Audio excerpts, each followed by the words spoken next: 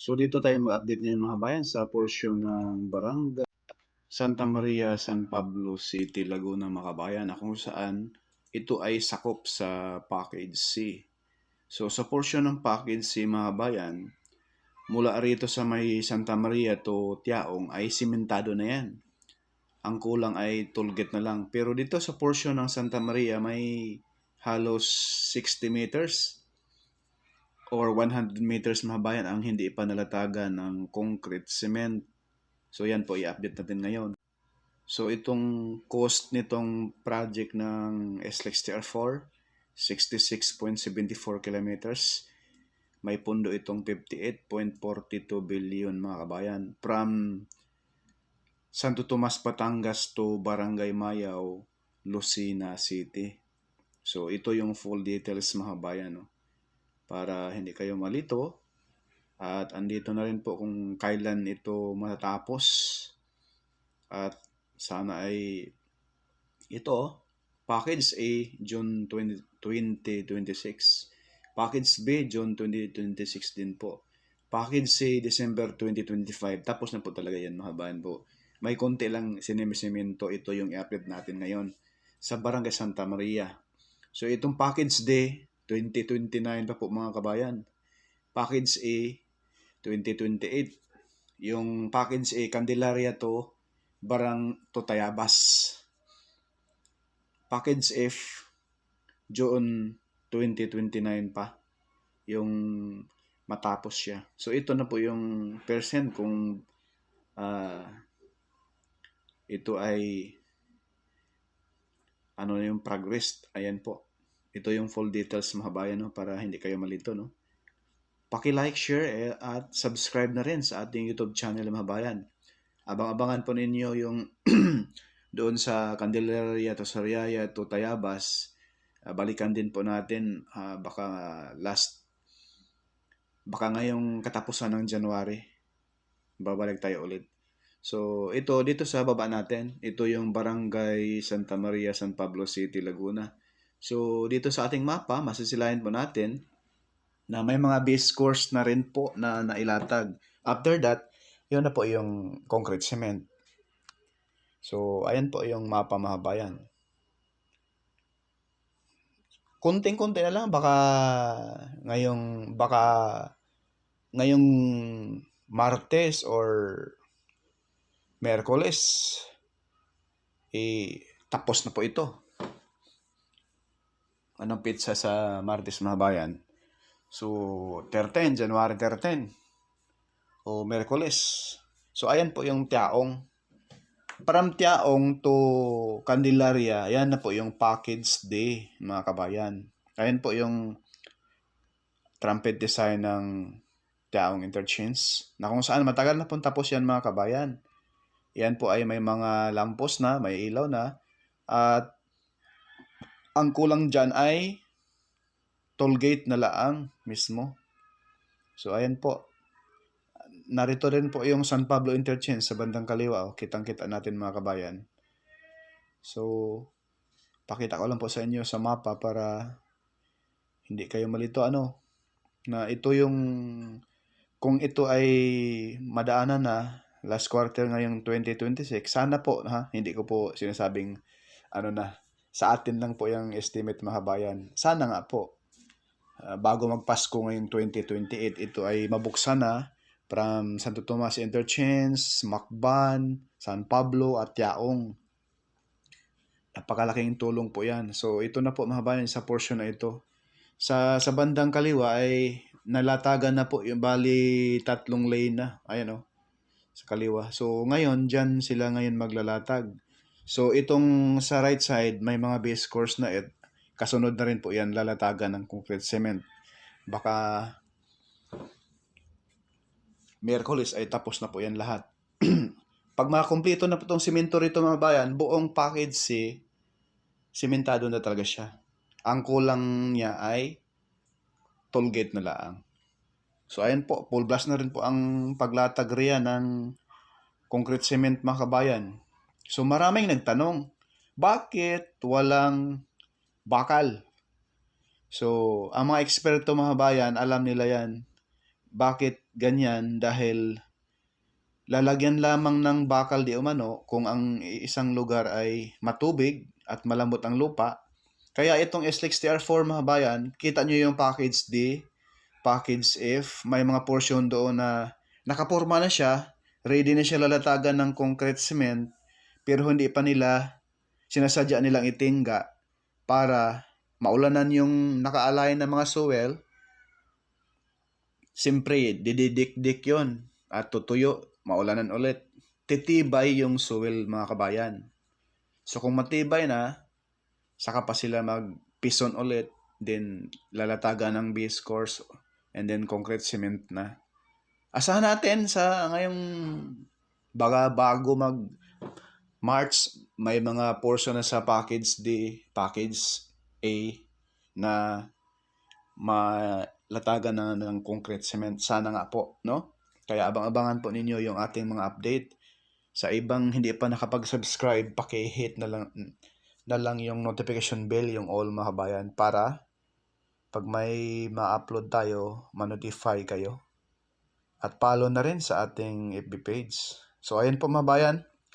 So 3 lane na po ang nailatag sa bandang kabilang side.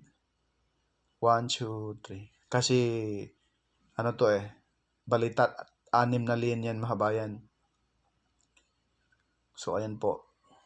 Wala silang mga bayan, wala silang bakal na nilatag dyan bago maglatag ng concrete cement. Yan na po yung uso di umano ngayon. Maglatag lang sila ng bakal kung ang isang area kung malambot yung lupa. So dito naman ay matagal din to tingga mga bayan. Sinadya nilang hindi galawin. Pinurma muna nila para lalong titiba yung lupa. Maulanan, mainitan, ulan na naman. Talagang dididikdik yung lupa doon sa ilalim. So yan ang technique sa ngayon mga bayan. At isa na rin dyan ay tipid na rin. At kagandahan rin yan kung walang bakal, mabilis baklasin. Mabilis siya baklasin mga kabayan. Kung may bakal kasi, ang hirap yun. Hindi yun basta-basta baklas. Hindi basta-basta ma-repair agad. Kasi may mga bakal, kailangan mo pang baklasin kasama ang bakal. Gets po?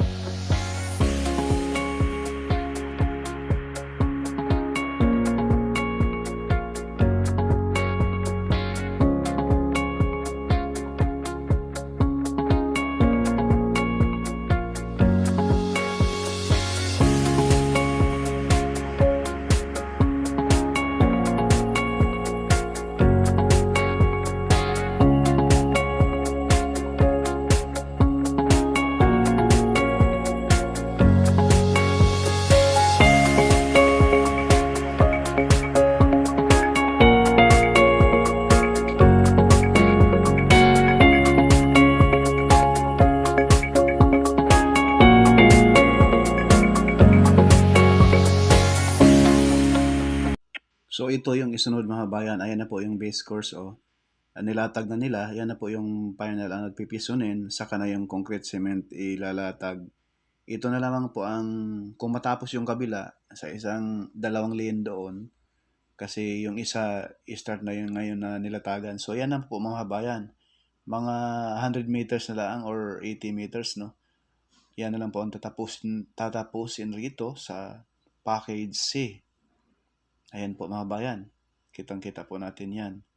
Pagkalampas yan sa bandang kanan, yung sementado na mula dyan hanggang Tiaong ay wala nang putol yan.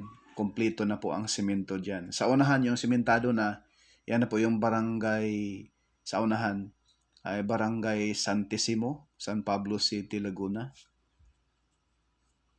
And then last, barangay, boundary ng Laguna, San Pablo at Tiaong, yun na po yung Barangay San Isidro. pinaka-last barangay sakop sa San Pablo City, Laguna. So ayan po. Yan na po yung mga buhangin dyan nakatambak. So yung dump truck na yan, may dalang titingnan natin.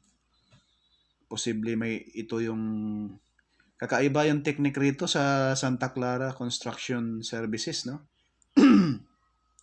Pag maglatag sila ng concrete cement, mga bayan, hindi sila gumagamit ng mixer truck, kundi nakalagay sa dump truck. Ayan, oh. Ayan nga. Ayan nga, mga bayan. Matagal nating nakikita na ganito. Yung mga concrete cement nila ay nakalagay dyan sa dump truck. Yan po yung naghahatid ng concrete cement, mga bayan, kung saan sila maglalatag. Kakaiba yung technique, only in the Philippines. Kadalasan sa ibang contractor, nasa mixer truck po talaga. Pero dito, nasa dump truck nakalagay. Ayan, dyan sila sa portion. Ayan, so bali, 1, 2, 3. Bali, 3 lane pa pala rin eh. Ay, 1. 2 lane na lang, mga kabayan, ilatag yan sa portion na yan. Shout out sa lahat nating mga kababayan, no, na talagang yung iba sa comment natin ay inis na. Alam ko namang excited yan eh. Dahil sa traffic naman ng Maharlika Highway from Calamba to Lucena, mga kabayan. Dahil lalo na dyan sa Santo Tomas, sa Alaminos, sa San Pablo, Calvario ang traffic. Kaya kung ito'y matapos ay talaga naman ang San Pablo City at Alaminos, mga kabayan, ay talagang wala ng traffic roon at maganda ng biyahe.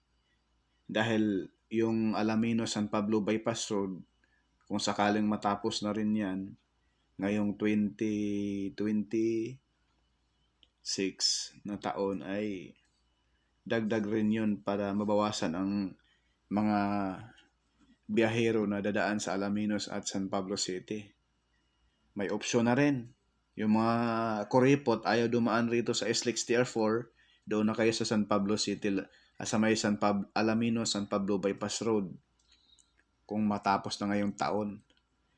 Dahil pasabol naman sana talaga, mga kabayan, kaso lang doon sa bridge, sa ina-update natin doon sa Barangay San Miguel, ay sinadya pa talaga nilang hindi tatambakan ng graba. Pwede naman kahit isang dump truck lang na graba ay tapos na eh. Talagang binibitin pa talaga nila, mga kabayan. May na-interview tayo roon, ang rason baka daw madumihan yung tulay. Dahil yun nga, yung may area doon na hindi pa sementado. Ay nako, Diyos ko po.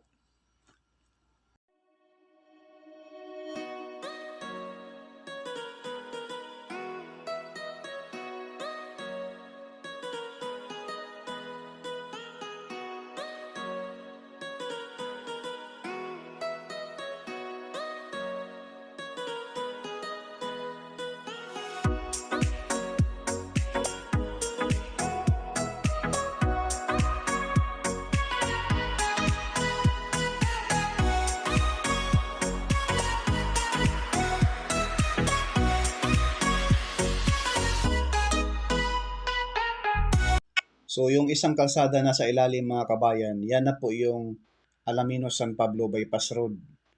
Yung dulo niyan, Maharlika Highway na, kung saan dyan na rin po nag-i-end ang Alaminos San Pablo Bypass Road. Yun na po yung Barangay San Vicente, San Pablo City, Laguna. So ayan na po, mga bayan, ayan na po yung dump truck na may dalang concrete cement. Dyan, magbubuhos na yan dyan ngayon, mga bayan. Ayan po, oh. At ang lupa naman dyan ay sobrang tibay na yan. At dagdag pa yung gilid, oh. May mga halaman na tumubo dyan. May mga parte ng arito, ayan, oh. Ayan po, ang concrete cement, oh. Binuhos na. Mabilis lang yan, kakaiba yung concrete cement nila, mga bayan. Maya tuyo na. Pwede na maulanan. Ayan, oh. Ayan na po yung backhoe. Yan na po yung maglalagay rin papunta rin sa machine na yan. Yung naglalatag na machine dyan, mga bayan, nagpapatag yan ay mga made in Germany po yan. At talagang level na level yung pantay na pantay yung ano, yung paglatag, pag ano dyan, sa concrete cement, pag level. Ayan binako na, ayan po. Yan. Yan po mga bayan. Dapat ninyong makikita yan personal. Ayan ganyan po sila maglatag. Kakaiba na rin yung technique ngayon. Yan po yung modern style sa paglatag ng concrete cement. Wala nang bakal na ilalatag. Diretso na latag sila. Maraming ng batikos, bakit daw tinitipid? Depende po yan sa lupa. So ayan po. Klarong-klaro natin dito ito ay portion na sa package C. Sakop po ito. So ayan po yung natitira sa dulo. Baka third week nitong January, itong portion na ito ay sementado na to mga kabayan. Abang-abangan po ninyo sa ating next update rito sa SLEX TR4. Balikan din po natin ito mga kabayan. Daanan natin ito, tayo ay mga third week ng January. Balikan natin ulit yung package D, package A sa may Candelaria, Sariaya to Tayabas, Barangay Kalumpang. Kasi may update din po tayo doon bago lang. Yung latest update roon. Kasi ngayon ay medyo hindi na maulan, magsa-summer na, ay sana ay wala ng bagyo at tuloy-tuloy na ito para mas mapabilis ang gawa, ang progress dito sa SLEX TR4 at sa lahat ng projects sa ating bansa. May mga update rin po tayo mga kabayan sa Marikina Flood Control, PNR, MRT7, Ayan po yung napakagandang view rito sa San Pablo City, Laguna. Maraming salamat po mga kabayan. Paki-like, share, and subscribe and follow na rin. God bless po at happy